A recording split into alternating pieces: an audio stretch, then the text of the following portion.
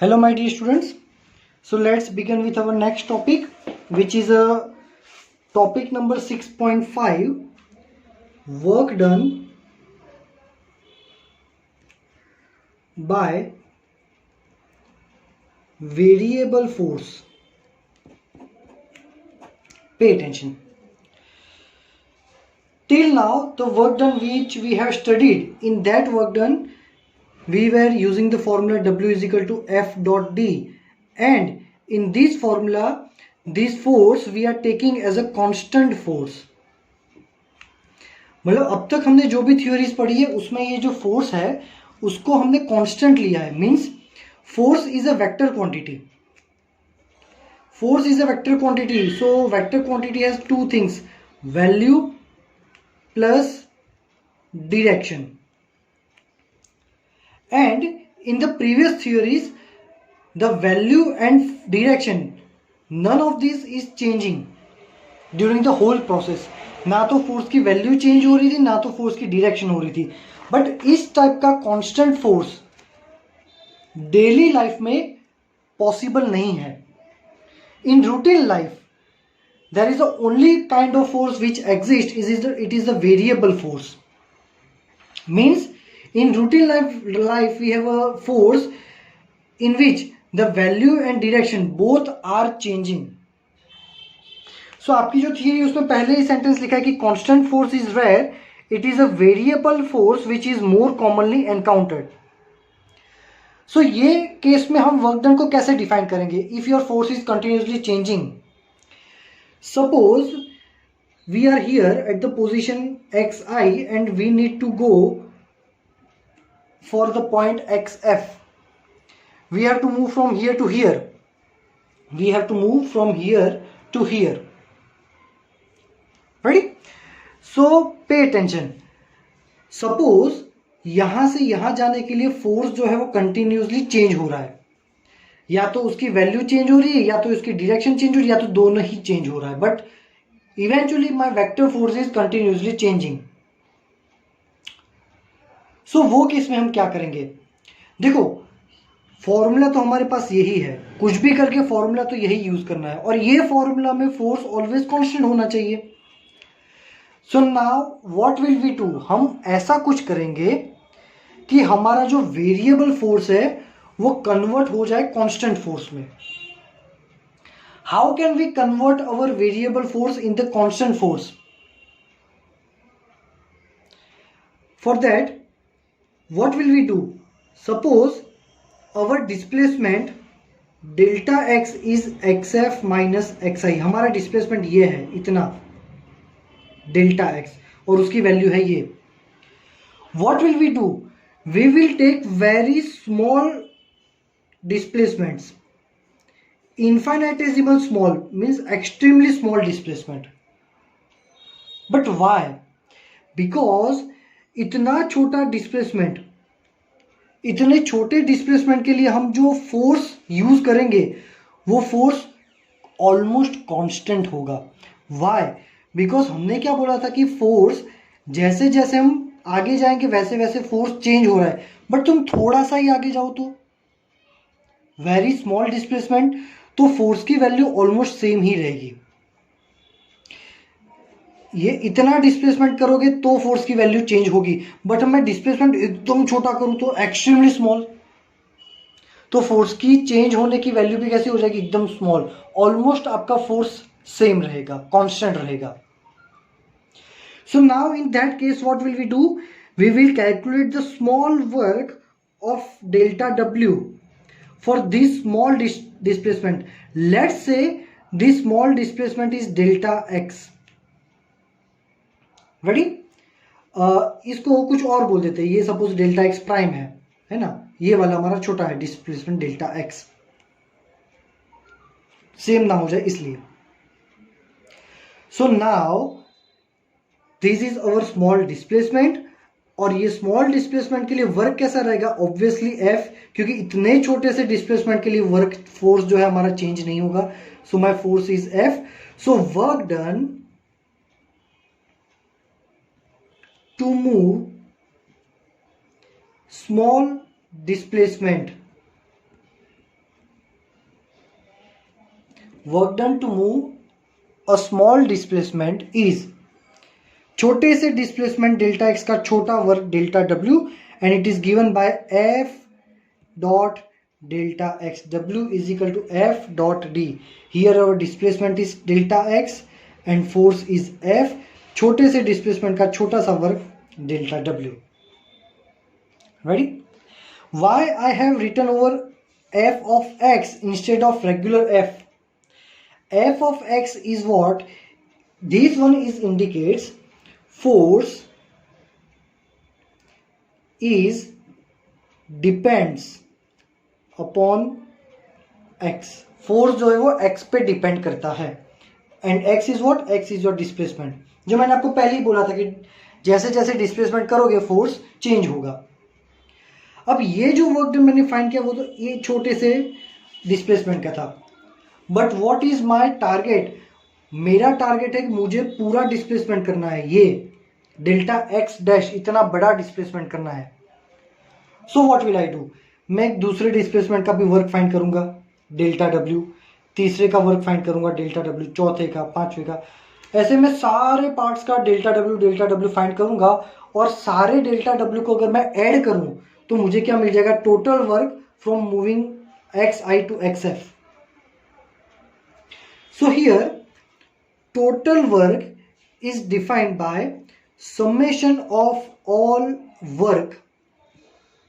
ये एक का वर्क है ना, वैसे सारे वर्क, कहां से कहां तक का वर्क? एक्स आई से लेके एक्स एफ तक के जितने भी ये छोटे छोटे वर्क है वो सभी का summation x i to x f. Ready? So this is my total work.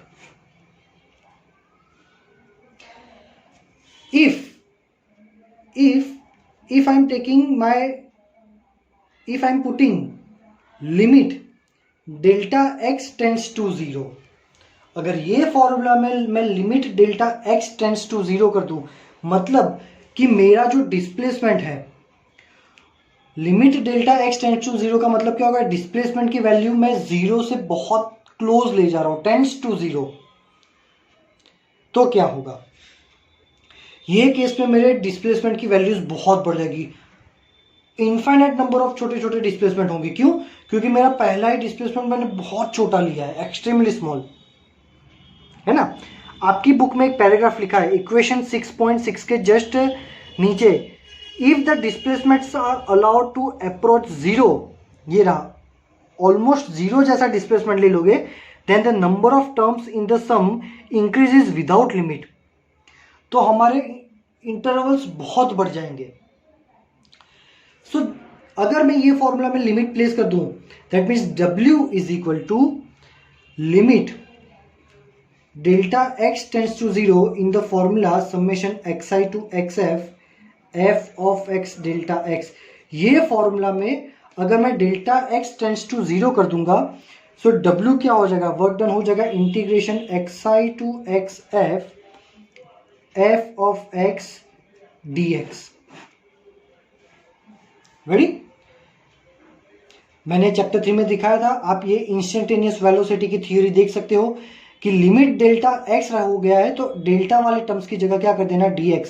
So another most typical formula देखो, अब मैं पूरा शॉर्ट में एक्सप्लेन करता हूं.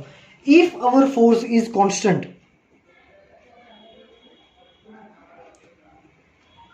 If force is constant, W is equal to f dot x, ये formula होगा. But if force is variable, means not constant, so W is equal to integration F dot dx. और यहां पे हम limit रखेंगे displacement की, which is xi to xf. बस यही हमें पढ़ना था इसमें. So this is the work done by variable force. But what happened if in exam the graph is given? For example,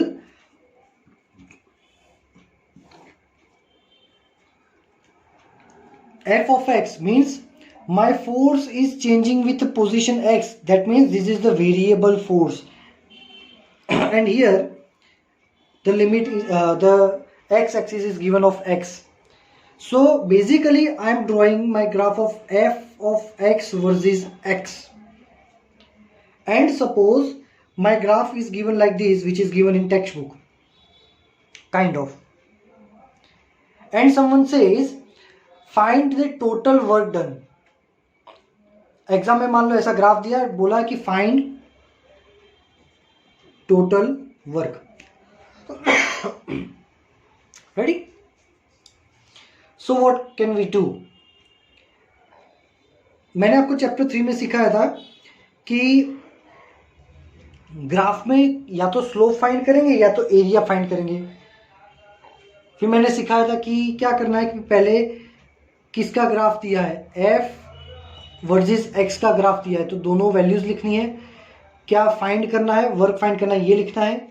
तीनों को रिलेट करता हुआ एक फॉर्मूला बनाना है. तीनों को रिलेट करता हुआ फॉर्मूला बनेगा f of x into x, डब्ल्यू is equal to f into d. ये फॉर्मूला बन गया, formula relating this three quantities.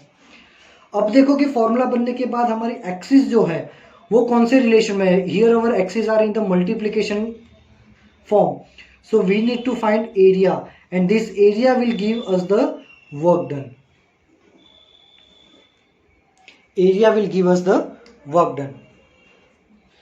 So यहां पे हम क्या करेंगे कि टोटल वर्क डन अगर फाइंड करना है तो जो भी ग्राफ है उसको उसके अंडर कितना एरिया उसने कवर किया है, ये we have to find area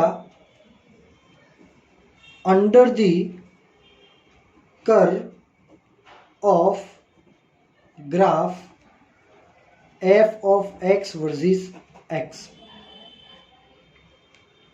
ready?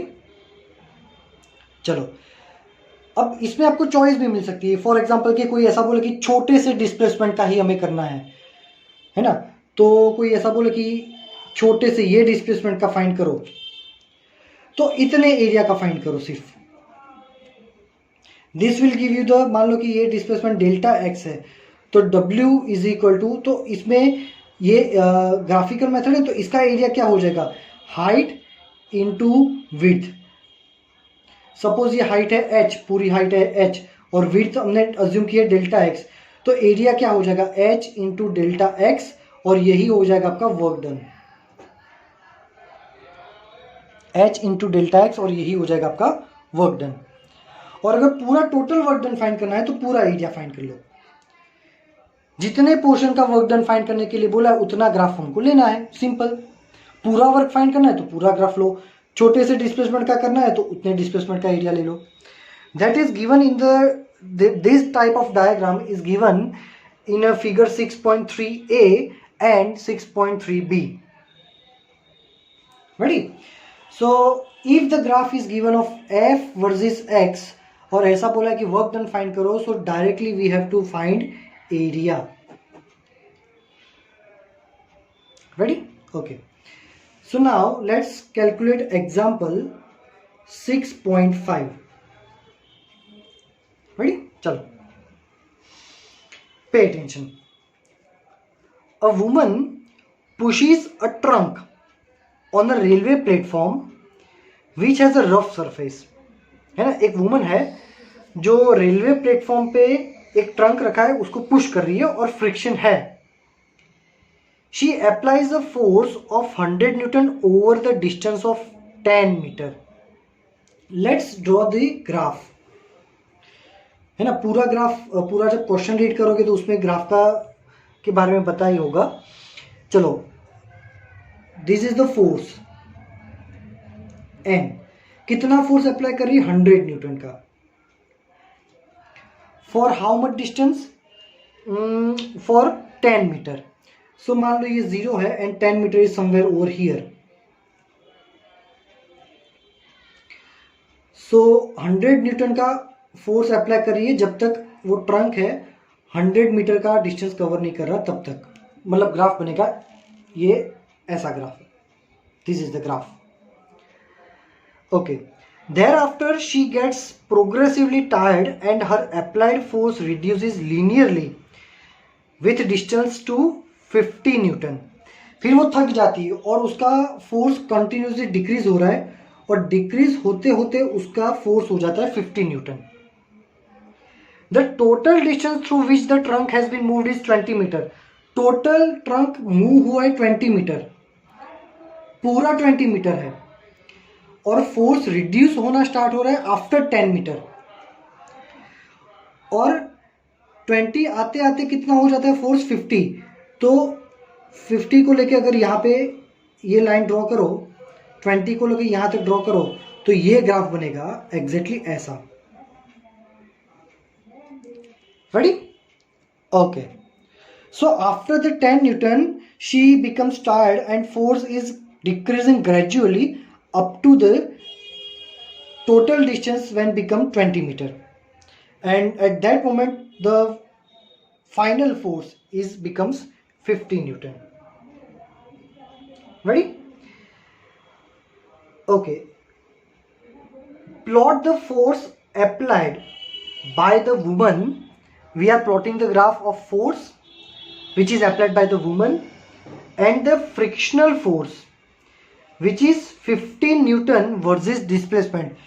अब हमने बोला था कि रफ सरफेस है तो फ्रिक्शन तो लग ही रहा होगा। Friction always acts towards opposite to the displacement.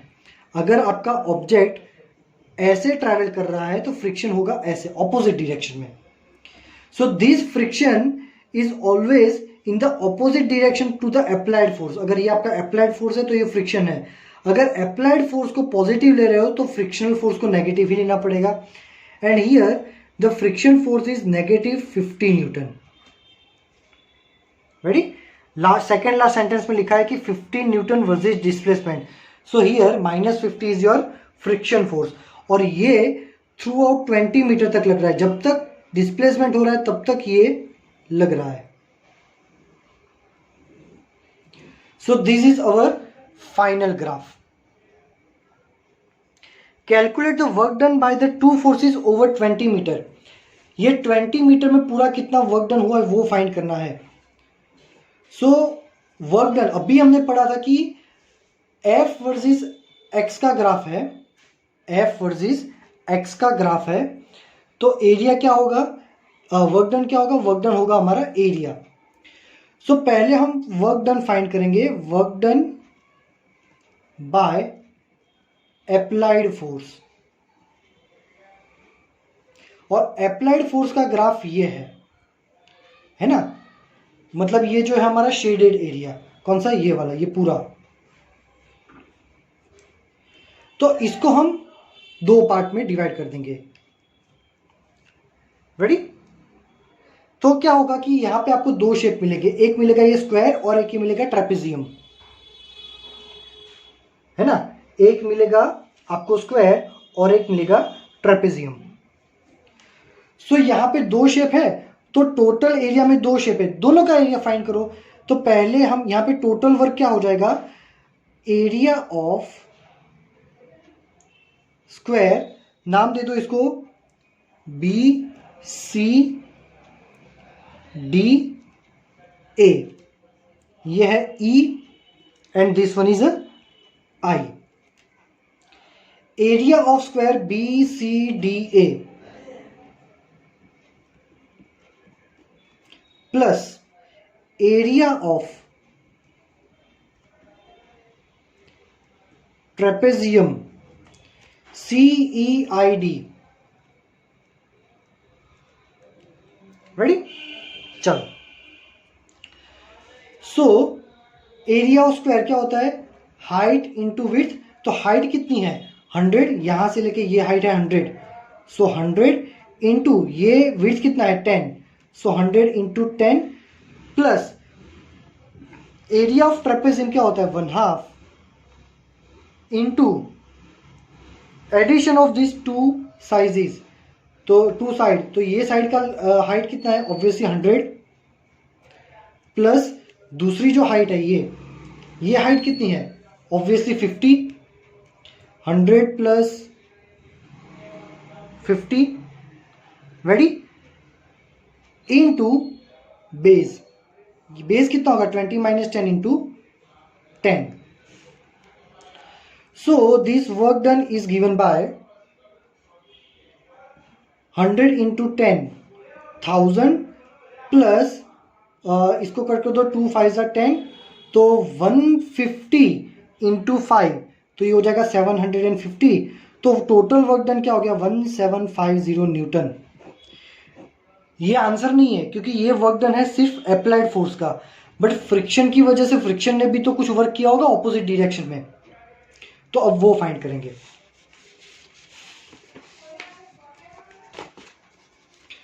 So now let's find work done by friction. क्या हो जाएगा work done by friction. So pay attention, friction का ग्राफ ये है, फ्रिक्शन वाले का ये पूरा। So work done is equal to area of AI H and let's say this is the G,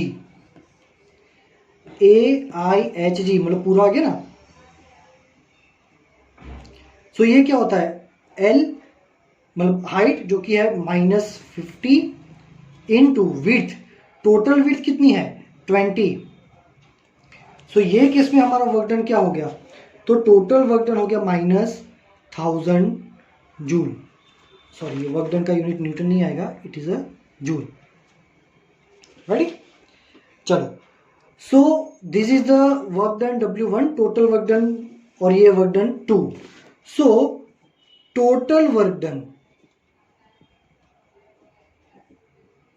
in whole process, total work done in whole process is given by W is equal to W1 plus W2। W1 is 1750 ये रहा, और W2 है -1000, so it will give you 750 Newton, sorry joule, 750 joule. This is the answer. Ready, so I hope all of you are able to understand the problem। Text book में total work find नहीं किया उन्होंने, बस work done by applied force and work done by friction, बस उतना ही find किया है। Total work done find नहीं किया है, ये हमने थोड़ा एक एक्स्ट्रा फाइंड कर दिया। ठीक है, चलो now the last one. Next topic is work energy theorem for a variable force.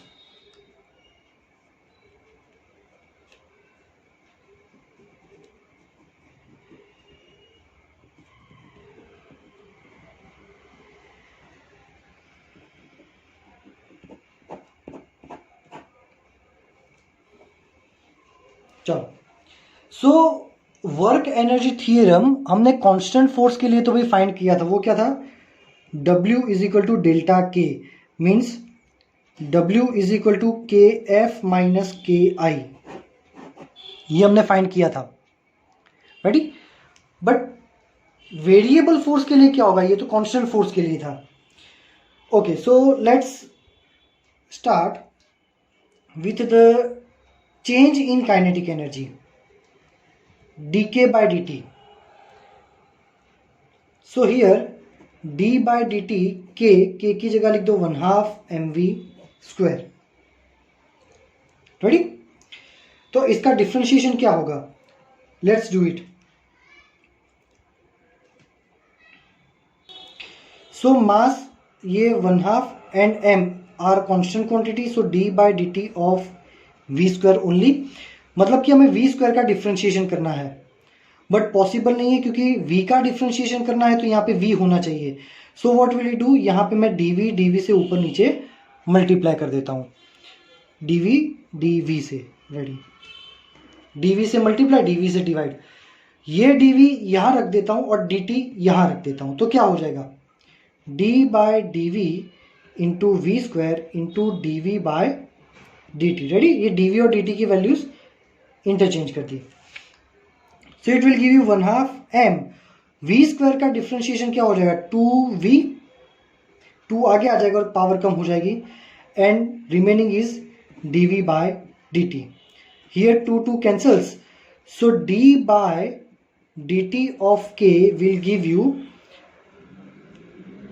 mv dv by dt.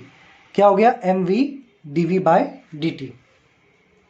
चलो, so dv by dt is what, dv by dt is acceleration, so d by dt into k is equal to m dv by dt की जगह रखो a और ये v हमारा as it is, and ma means f into V, तो हमें ये मिला dk by dt is equal to F we.